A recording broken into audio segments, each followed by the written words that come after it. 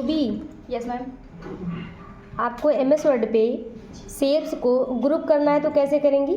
हम सबसे पहले एमएस वर्ड पे जाएंगे, उसके बाद स्टार्ट बटन पे जाएंगे, फिर उसके बाद हम इंसर्ट मेन्यू पे जाएंगे और शेप्स को ले लेंगे।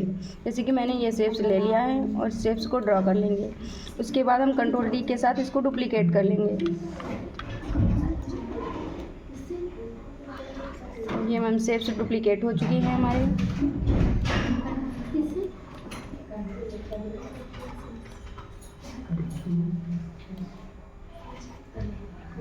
उसके बाद हम शिफ्ट के साथ इस हर एक शेप्स को सिलेक्ट कर लेंगे। उसके बाद हम फॉर्मेट मेन्यू पे जाएंगे और ग्रुप पे जाएंगे और ये मैम ग्रुप हो चुके हैं हमारे शेप्स। अब इसको हमें कलर फिल करना है, तो एक साथ कलर फिल करने के लिए मैम ग्रुप किया है, उसके बाद ये कलर फिल हो चुके हैं। ग्रुप कर देंगी तो एक ही साथ कलर रिफिल होंगे ना? Yes ma'am, good. जैसा कि